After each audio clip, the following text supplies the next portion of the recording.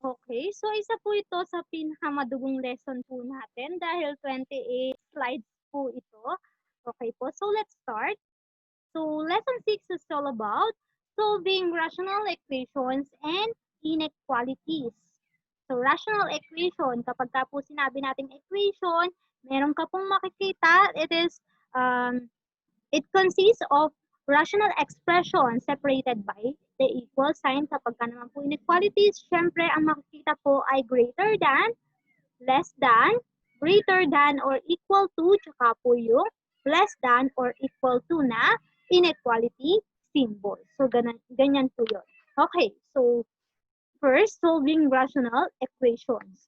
So, ano nga po ba yan? Example 1. So, ito po, problem na po agad yung given. Mismong rational expressions or equation na po yung given. Rational equation na po yung given. Okay. So, example 1. Solve 3 over x plus x plus 1 over 2 equals 3.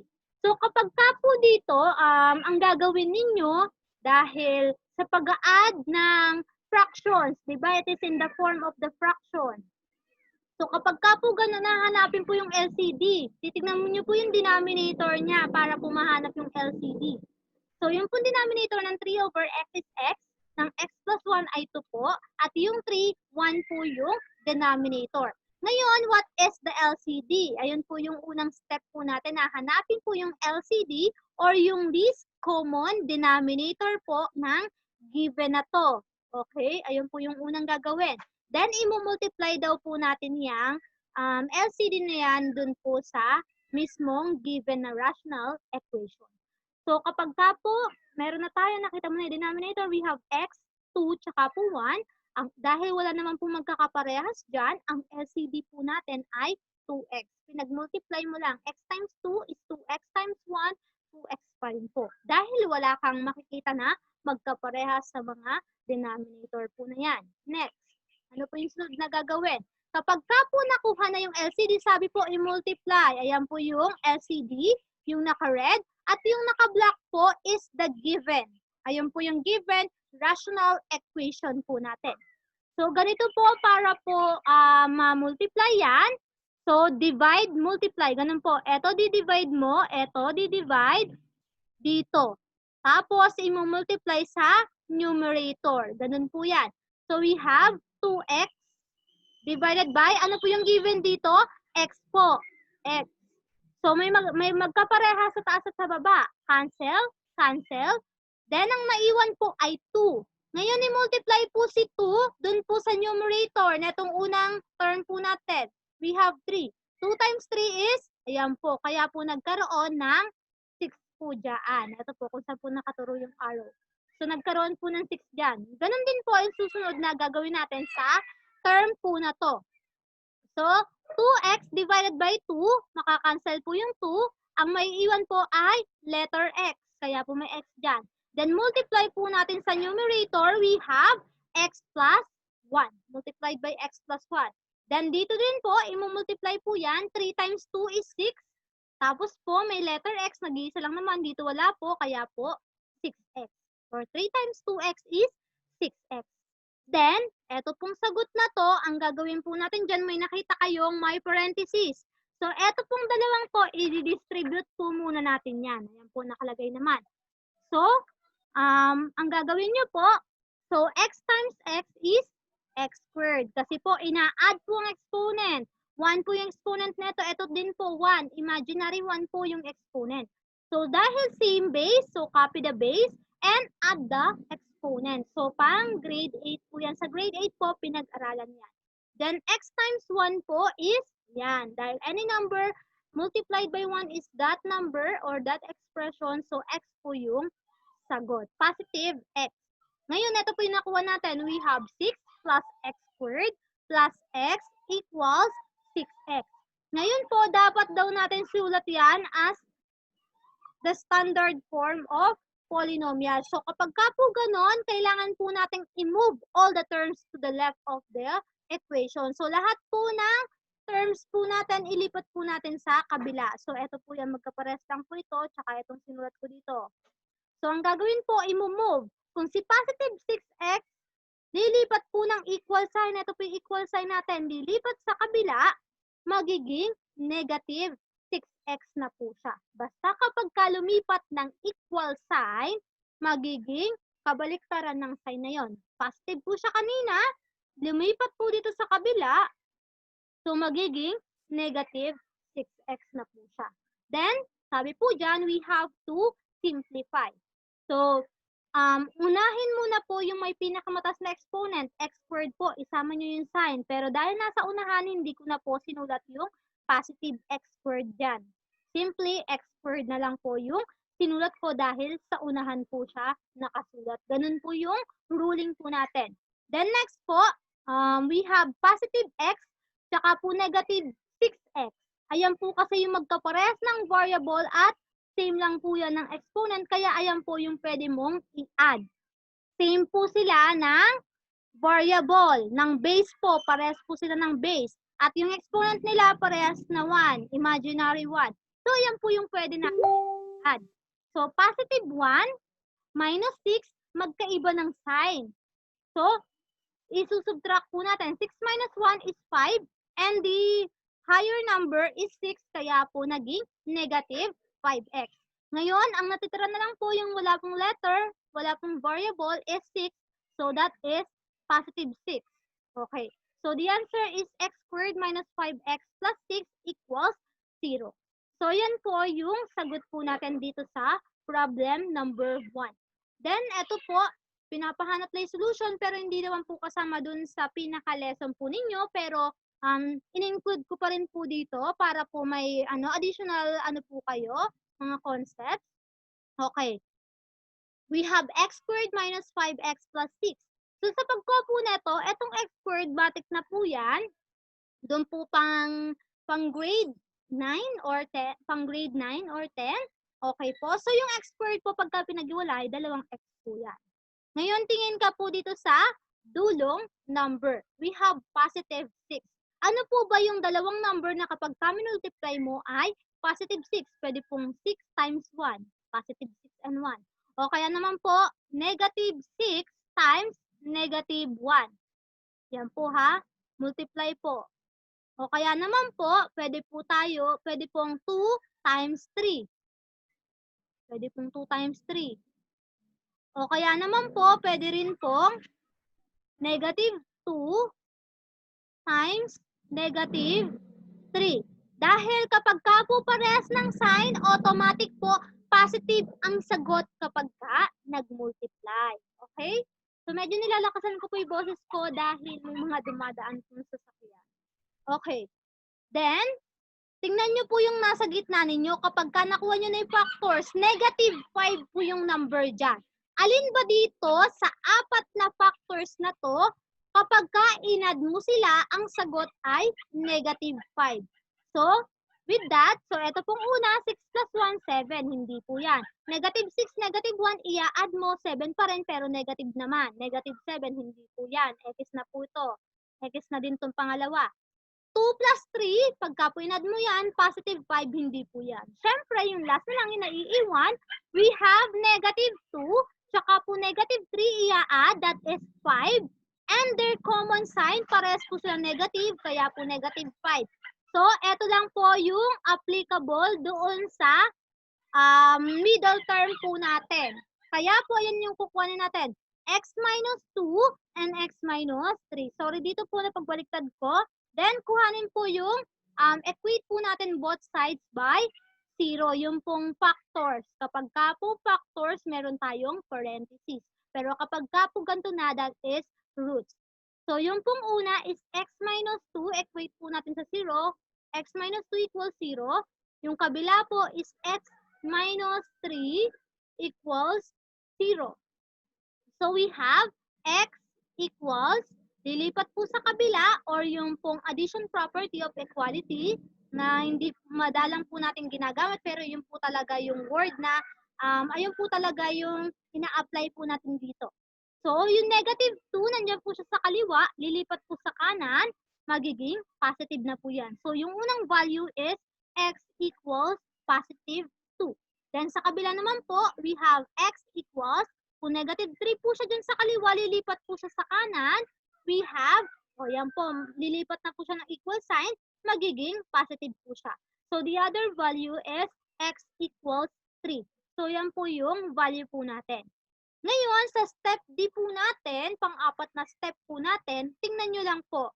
Yung solution po na to, kung tama po ba doon sa given po na original equation, rational equation. So, dyan po, from this checking, makikita, we can see that equal naman po yan. Parehas po, nag-equal po sila. That means correct po yung solution po natin. X equals 3 and x equals 2 are the solutions of the rational equation 3 over x plus 1 over 2 equals 3. Ayun po ibig sabihin. Pero dun po sa activity po ninyo, hindi ko na po in-indicate na kailangan po ng checking. Sa example 2. Proceed na po tayo sa example 2. We have to solve 2 over x plus 1 plus 3 over x minus 1 equals negative 3. So, ngayon po, makikita nyo, ma'am, meron na pong letter, pati po yung denominator po natin. Okay. So, ang gagawin po dyan, dahil ganyan pa rin po yung example natin, baka akalain nyo na magkaparehas, magkaiba po, positive po ito, negative po ito, kaya hindi po rin po parehas yan. Ngayon, hahanapin pa rin po natin yung LCD, yung least common denominator. So, ang LCD po ng x plus 1, x minus 1, tsaka po 1, dahil wala naman po ulit magkaparehas, ikopyahin na lang po iyon. Yung pong dalawang binomial po natin. We have the x plus 1 and x minus 1. So, yan po yung LCD po ng rational equation po natin na to. Okay, next. Yan.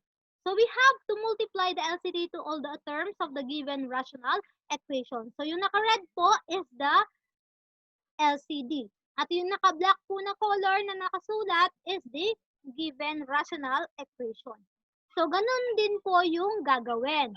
Divide, multiply. Ito po, yung LCD, di-divide dito sa denominator, then multiply. LCD ulit, divide dito sa denominator, then multiply sa numerator. Ganun po. Then, ito po, multiply po yan. So, ang mangyayari po dito, x plus 1 times x minus 1 divided by x plus 1. X plus 1, na-cancel po yun, di ba? Or kung hindi nyo po nakita dyan, we have the x plus 1. Sulat nyo po kung nalilito, x plus 1 times x minus 1. Ayan po yung LCD over, ang denominator po neto ay x plus 1. So, cancel. Ang naiwan po ay x minus 1. Yan po yung naiwan. Then, multiply mo po doon sa numerator. So, times 2. Yan po yun. Ito po yung una. Then, next na po tayo. X plus 1 times x minus 1 divided by x minus 1. Cancel. Ang naiwan po ay yung x plus 1. Then, multiply kay numerator. So, times 3. Equals, ito po, copy nyo na lang po munang buo. Okay. The next po, mag-distribute po tayo. 2 times x po is 2x. 2 times negative 1 po is negative 2. Basta kapag ka nag-multiply na magkaibang number, automatic negative. Then, plus, yan po, nakikita nyo naman, 3 times x is 3x. Then, 3 times positive 1 is positive 3. Equals. Yan, copy mo yung negative 3. Then, eto po, may napansin po ba kayo? Eto, yung binilugan ko, yung kabibilog ko lang.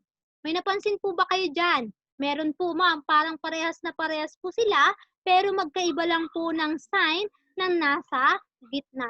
So, kapag ka nakakita po kayo ng ganyan, magkaparehas ng variable tsaka po ng number, ang pinagkaiba lang po, isang positive at isang negative. So, that means ang gagawin po dyan, gagamitan ng FOIL method. Totoo po yun. Pero ang mas shortcut method po dyan, so, ayan po, x plus 1 times x minus 1. So, ang gagawin po, first term by first term, ganun na lang po mag-multiply. X times x is x squared.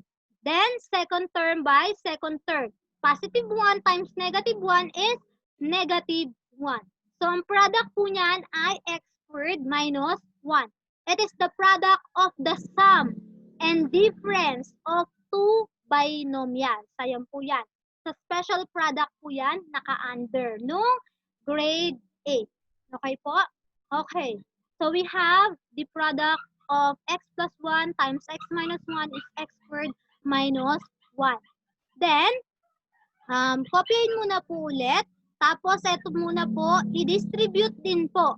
Negative 3 times x squared, magkaiba na naman ang sign, so that is automatic negative 3x squared. Then, positive 3 times negative 1, parehas po ng sign, so naging positive yung 3. 3 times 1 is 3. And negative times negative is positive. Kaya po positive 3 po siya dito. Ngayon, write na naman po natin sa standard form. Ibig sabihin, aayusin mo yan from highest to lowest exponent at lahat daw po ng terms dapat nasa left side. Okay po? So, yung pong, eto po yung given natin. Same lang po ito. Sinulat ko lang po ulit dyan. Same po yan. Okay. So, ang next po na gagawin, negative 3x squared, lilipat po sa kabila. Siyempre, magiging positive 3x squared. Ito po ang positive 3, lilipat po ulit dyan, kahit saan po banda dyan, sa dulo ko na lang po nilagay, is negative 3 equals 0. Ganun po yun. Kapag wala nang natira dito sa right side, laging equal to 0. Okay, next. Pag samasamahin po yung like terms, combine like terms. So, yung po bang 3x squared, meron pa po bang kaparehas na may x squared po dyan? Wala na po. So, yan na po yung sulat mo sa unahan. Nag-iisa siya. Then, yung may letter x po, we have positive 2x. Then, may x pa rin po. Positive 3x. Meron pa po ba? Wala na. Okay, so yun po. We have positive 2x and positive 3x. Parehas po ng sign, so mag-a-add ka. 2 plus 3 is 5 and their common sign is positive. Kaya po, positive 5x po siya. Ito po yun. Then next naman po, we have negative 2. Ito po. Tapos, positive 3 and negative 3. Positive 3, negative 3. And then, bakit po siya cancel dyan? Kasi positive 3, tapos minus 3, 3 minus 3 is 0. Kaya po, ang maiiwan na lang is negative 2. So, ang answer po natin ay 3x squared plus 5x minus 2 equals 0. So, ganyan po yon. Then, ito naman po is, hinahanap po yung solution pero hindi ko na po papakuha. So, this is how you find the solutions of the roots of the polynomials. So, kapag ka po ganito, mayroon ka ng 3, medyo mahirap na pong hanapin, gamitan po ng quadratic formula. So, una po, identify mo yung value ng A, B, C, tapos gagamitan mo na ng quadratic formula. Ayun po yun. Then, nakukuha mo na po nun yung roots po nun. Tapos, i-check mo lang po dun sa original na given po natin kung tama. Pero dun po sa activity ninyo, sabi ko nga, hanggang dito lang po kayo sa step letter B. Then, example 3. Ito naman, worded problem. Kung kanina po yung mga given po natin ay mga rational equation na po agad, dito po ay meron munang problem. Problema talaga. Okay, example 3. Lester spent the first 180 miles of his travel in traffic. So, nagta-travel siya at dahil mabagal nga po sa traffic, 180 miles, yung 180 miles niya, nasa traffic siya. When the traffic was cleared, he drive twice as fast. Ibig sabihin, nag-drive siya ng 2 beses na mas mabilis for the remaining 240 miles. Medyo malayo-layo pa yung tatakbuhin niya. If his total time traveling is 10 hours, then how fast was he moving in traffic?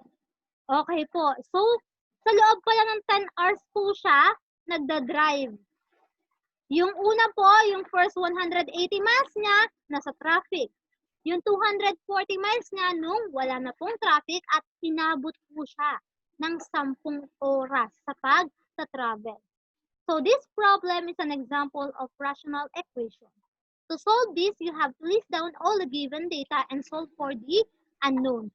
So, na yung gagawin. So, recall in your science class, napunta po tayo sa science, no? That distance is equal to rate or speed times time. So, yun po yung pagkuha po ng distance. Parang sinabi po na, example, 20 km per hour. Parang ganun po. Ayun po yung distance po natin. Ay, yung ano po natin, okay? Yan po, yung mga ganun po na ginagamit natin sa science class po ninyo, yung pong rate niya, yung pong 20 km per hour. Yung distance po is, ano po natin, yung mga distance na may miles, o kaya po kilometer. Pero dito ang given po ay miles. So, let X represent the speed rate or rate of letter in traffic in miles. Okay po? So, yung una po, yung letter X is the speed na nasa traffic po siya. So, that is X. Ganun po muna yung gagawin. Then, let 2X represent the speed rate of Lester when the traffic was cleared. So, kaya po 2X dahil twice as fast po yung nakalagay. Kaya po 2X dahil twice as fast. Then, yung total time traveling po natin is 10 hours. Ayan po. Kaya po, kasama po yan sa lalagay natin na data. Okay, if we are looking for time, we have the formula, time equals distance over rate. So, gawin po itong table na to para hindi po kayo malito sa pagkuha po ng data. Okay. So, nung nasa traffic daw po siya, 180 miles daw po yung distance niya na nasa traffic. And nung nawala na po yung traffic, 240 miles naman po yung tinakbo niya. At yung speed niya po nung nasa traffic siya is X lang po. Tapos, nung nawala na po yung traffic, nag-drive daw po siya ng 2 beses na mas mabilis. So, ganyan po kasi yung ginagawa ng mga math major para po ma-solve po yung mga problem. Or yung pong iba kahit ibang major po or mga engineer, ganito din po yung ginagawa nila. Kailangan po nating isulat in mathematical form para po mas madali nating ma-solve. Okay. Siyempre, sabi nga po, time equals distance over rate. So, yung pong distance is 180. Then, over, yung rate po natin is X. Kaya po yung nasa traffic siya is 180 over X. Then, yung time naman po nung na-clear na po yung traffic is 240 over 2X naman po. Then, yung total time niya po na nagta-travel is 10 hours. So, ang gagawin po dito para malaman po natin kung ilang oras po siya sa traffic at ilang oras nung nawala yung traffic, we have to add these two. 180 over X plus 240 over 2X equals, syempre yung total time na nag-travel siya is 10. So, ganyan po yung gagawin natin. Okay? Syempre, ganun din po katulad ng mga unang example, we have to find their LCD. Ano po ba yung LCD ng, ayan po, ng X, ng 2X at ng 1? Okay, we have X. Tapos yung isa, 2X. Tapos yung isa po, 1. So, para po makuha yung LCD, may nakita po kayo magkaparehas, counted as 1 lang po yun. So, we have 2 times X times 1, that is 2X. Baka po kasi 2X squared po yung mailagay po ninyo. So, ang LCD po ng lahat ng yon is 2X lang. Then, 2X divided by X is, ayan, cancel mo lang po, that is 2. Then, multiply mo po sa numerator, 180. Tapos po, next naman, baka kala nyo po na-cancel na talaga yon, hindi ba po? I-multiply din natin yung second, no? 2X divided by 2X, 1 na po yung mawawala po. So, 1 na po yan. Times 240. So, 240 pa din. Then, ito po, pag multiply, 10 times 2X is 20X.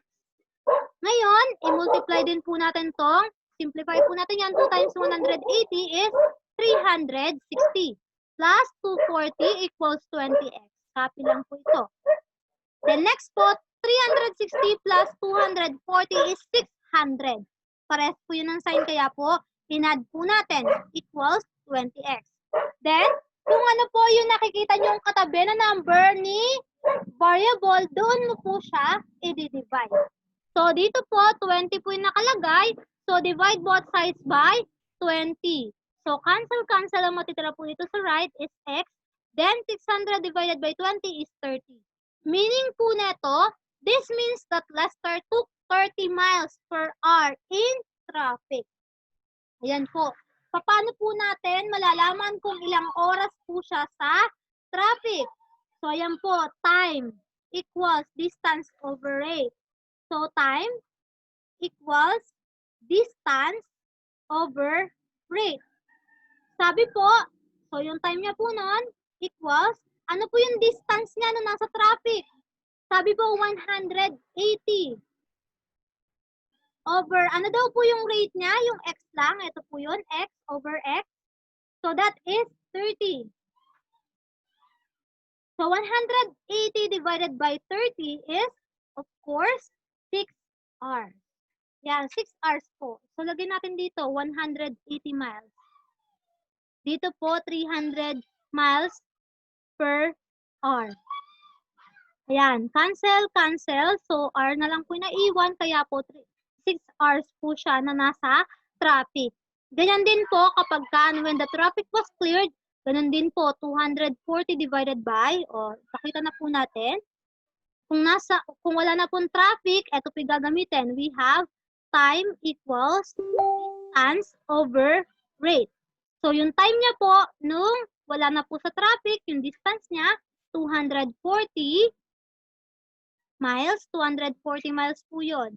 Over 2 times, ano po yung value ng x natin? 30.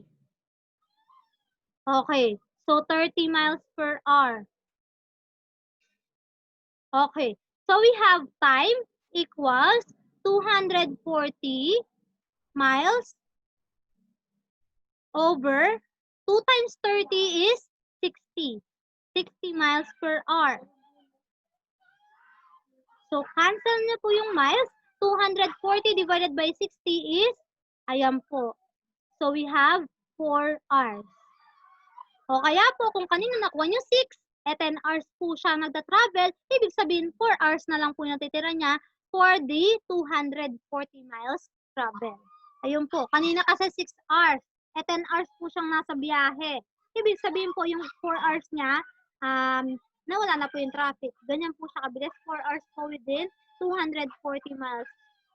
Okay. Next, example 4. Clarice can paint a wall in 5 hours. Yan. Nakapag-paint daw siya ng wall in 5 hours. And Laura can paint the same wall in 3 hours. So, mas mabilis po si Laura. How long would it take them to paint the wall if they work together? Ayan po, yung sinasabi sa rational equation. So, kapag ka po rational yung mga problem po dito is how you work together. Kasama po dito yung working together. Okay po? So, ayun po yung tinuturo sa atin ng rational equation na kapag ka po may mga problem, we have to work together. Okay. So, dito po sa problem na to, si Clarice daw ay can paint the wall in 5 hours. So, paano po natin gagawin yan into rational expression?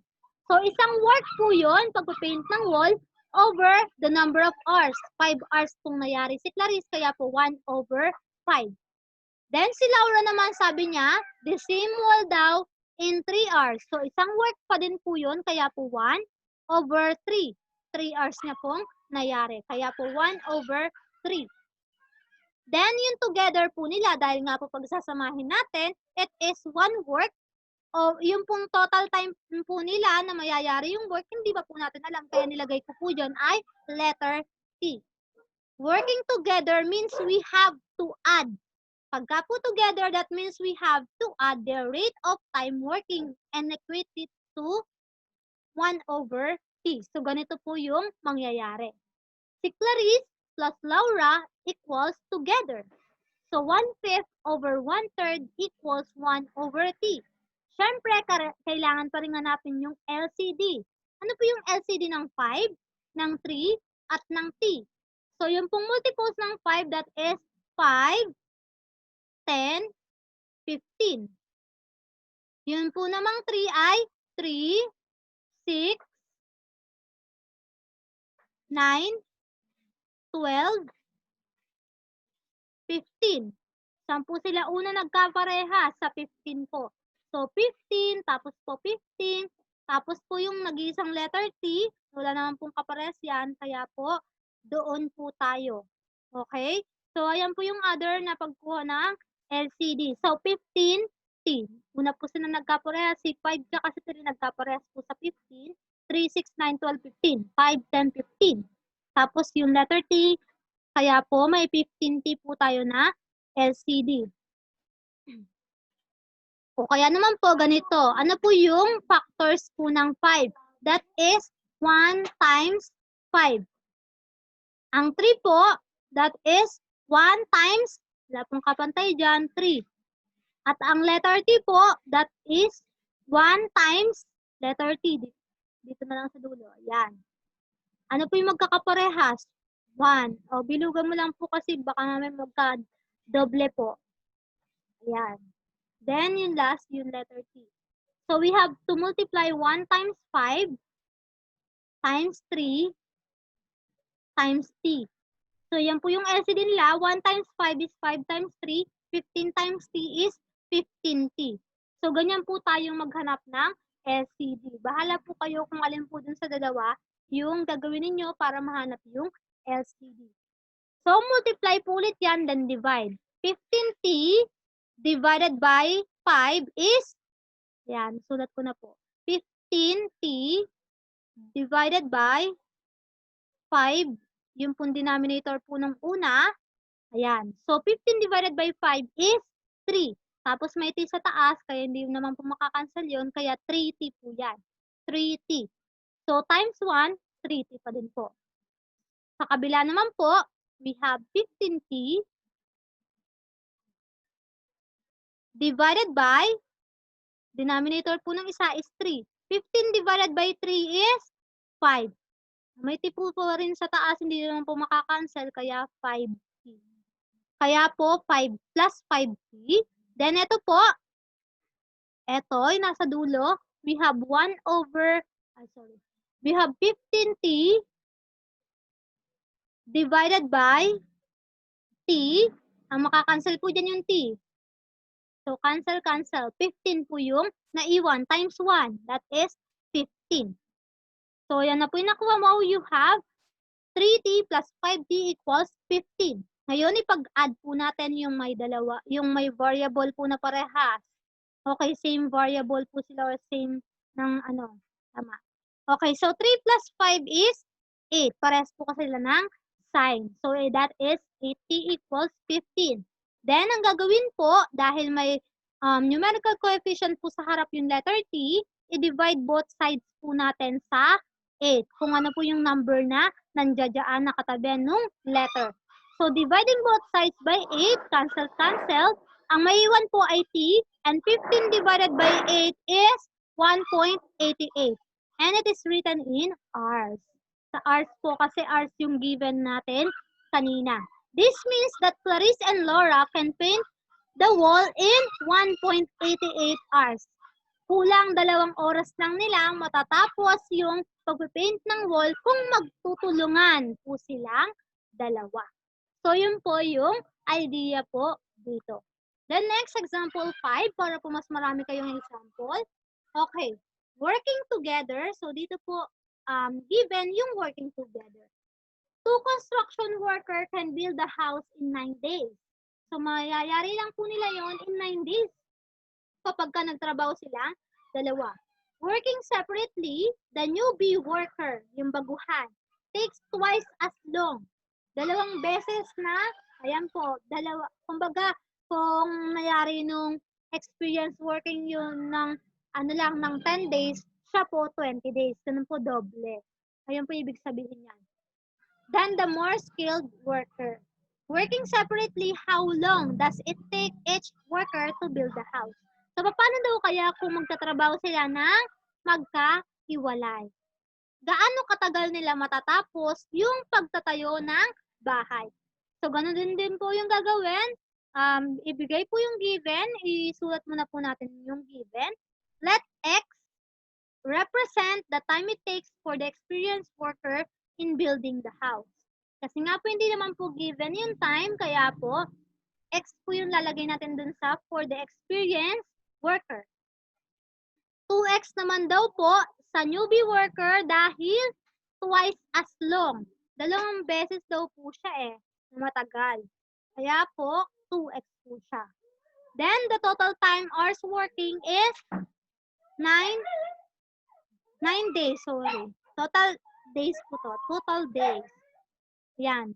So, yung pong 9 is the total days working po nung dalawa. So, ito po yung task completed for the skilled worker.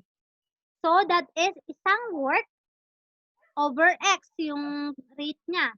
Then, yung days niya po na mayayari nilang dalawa yan is 9. Si newbie worker naman, that is 1 over 2X. Isang work, 2X po yung nilagay natin kanina. Then, 9 days po yan. At syempre, kung working together po yan, isang gawa lang po yan. Working together equals 1. Then, yung rate of work, syempre, yung sinulat po natin kanina. Then, yung time po natin is 9 hours. So, dito po yung task completed po yung hinahanap po natin. Ilang araw po or gaano po katagal matatapos nung bawat isa yung trabaho kung hindi sila magtutulungan. Okay. So, skilled worker plus newbie worker equals 1. So, ganyan po yon. So, iisang trabaho po yon. Okay? So, yung rate po ni skilled worker is yung pong task completed po ni skilled worker is 1 over X times 9. Si newbie naman is 1 over 2X times 9 equals 1. So, dito po, numerator by numerator, denominator by denominator. So, 9 times 1 is 9 over X po. Dahil wala naman po dito, X times 1 po yan.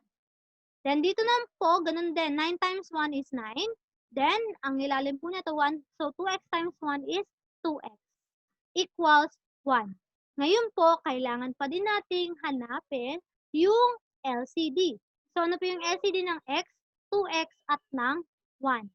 So, that is 2X pa rin po. So, 2X divided by X, cancel. Matitira ay 2. 2 times 9 is 18. Ganun po, ulit. Sulat, 2X over, ito pong una yung denominator is X. Cancel, cancel. Ang naiwan po ay 2.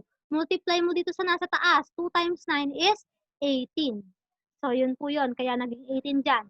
Then next, 2X divided by 2X.